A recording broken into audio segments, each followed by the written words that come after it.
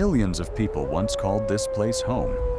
They built temples that scraped the sky, streets wide enough for armies, water systems more advanced than anything Europe would see for another 1,000 years. And then, they vanished. No war record explains it. No mass grave. No single event historians can point to and say, "Here, this is where it ended." Just an empty city, swallowed by jungle, sand, or silence. This isn't one story, it's three. Let's start with the name everyone knows, but almost no one understands: Babylon. At its peak, Babylon wasn't just a city. It was the largest city on Earth. Somewhere between 200,000 and 250,000 people lived inside walls so thick that, according to the Greek historian Herodotus, 2 4-horse chariots could pass each other on top of them. It sat on the Euphrates River in what's now Iraq, and it was, for centuries, the beating heart of the known world. The Hanging Gardens, one of the 7 wonders, were said to rise here in terraced layers of green, irrigated by a system so advanced that scholars still debate exactly how it worked. The Ishtar Gate alone was covered in glazed blue bricks and golden lions, a monument to a civilization that believed it would last forever. But here's the strange part. Babylon didn't fall in a single dramatic collapse. It didn't burn to the ground in one night. It faded. The Persians conquered it in 539 BC and barely touched it. Alexander the Great planned to make it his capital 2 centuries later. The city was still functioning, still inhabited, still important. And then, slowly, it just emptied. Trade routes shifted. The rivers that fed its canals changed course. New capitals rose elsewhere and pulled the population away, brick by brick, family by family, until a city built to last forever was reduced to mounds of dirt that local people simply called the mounds. By the time European explorers arrived centuries later, most of them walked right past it. They didn't know the greatest city in the ancient world was under their feet. Babylon didn't lose a war. It lost relevance, and that's a warning we'll come back to. Now travel about 1,000 miles southwest into the desert of modern-day Jordan, and you'll find a city that seems to defy the desert itself: Petra. Carved directly into rose-colored sandstone cliffs, Petra was built by the Nabateans, a nomadic Arab people who did something almost no one expected of desert traders. They mastered water.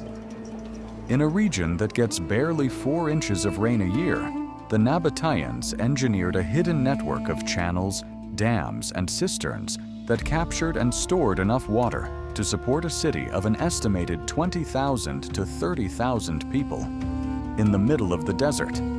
That water system is why Petra existed at all. It sat at the crossroads of the incense and spice trade routes connecting Arabia, Egypt, and the Mediterranean. Caravans loaded with frankincense and myrrh passed through here for centuries, and the Nabateans grew wealthy simply by controlling the water that let travelers survive the journey.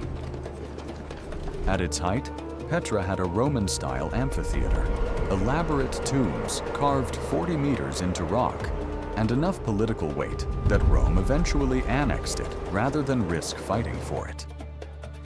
So what happened? Partly, trade routes shifted again.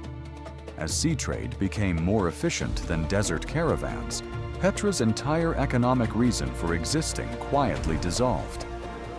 But there was also a more sudden blow. A massive earthquake in 363 AD tore through the region, and archaeologists believe it critically damaged the very water system that had made the city possible in the first place. Without water control, in one of the driest places on Earth, the math simply stopped working. Petra didn't need an invading army. It needed rain that never fell reliably enough, and infrastructure that could no longer catch what did. By the time the Crusaders passed through centuries later, Petra was already a ghost, until a Swiss explorer named Johann Ludwig Burckhardt rediscovered it in 1812, disguised as a Muslim pilgrim, having heard only rumors of a lost city in the rock. Our final city sits nearly 8,000 feet up in the Peruvian Andes, wrapped in cloud forests so dense that it stayed hidden from the outside world for over 400 years. Machu Picchu. Built by the Inca around 1450, it wasn't a capital and it wasn't a trading hub. Most historians now believe it was something more personal, a royal estate built for the Emperor Pachacuti himself, perhaps as a retreat, perhaps as a sacred ceremonial site tied to the surrounding mountains the Inca considered gods. What makes it staggering isn't just its location, it's the engineering. The Inca cut stone blocks so precisely that they fit together without any mortar at all, tight enough that, in places, you still can't slide a knife blade between them. That precision is also why it survived earthquakes for over 500 years, while later, mortar-built colonial structures nearby crumbled. Terraced agriculture, an ingenious drainage system, and a network of roads connected it to the rest of the Inca Empire. An empire that, at its peak, stretched over 2,500 miles along the spine of South America without the wheel, without a written language, and without iron tools. And then, in the 1530s, the Spanish arrived. The Inca Empire collapsed with shocking speed, weakened by civil war and devastated by smallpox that had raced ahead of the conquistadors themselves. Cities across the empire were captured, looted, and repurposed. But Machu Picchu was never found.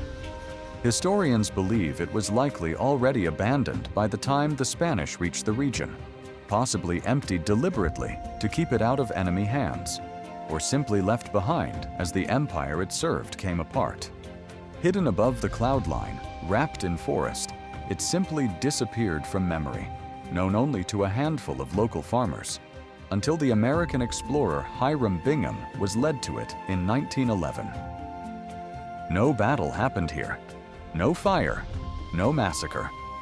Just a city the outside world quietly forgot for 400 years while the jungle grew over the walls. 3 cities, 3 continents, 3 completely different fates. A slow fade, a broken water system, a sudden collapse.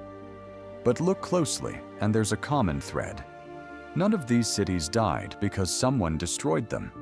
They died because something they depended on, a river, a rain system, an empire, a trade route, quietly stopped working, and there was no plan for what came after. Every civilization believes it's permanent while it's standing. Babylon thought it would last forever. So did Petra. So did the Inca. The lesson isn't really about the past, it's about what we're building right now, and whether we're asking the one question every one of these cities failed to answer in time. What happens when the thing we depend on disappears? This channel is about exactly that. The things humanity built and what time eventually did to them. If you want to see what's still standing, subscribe to Built Through Time, because the next city on this list might surprise you.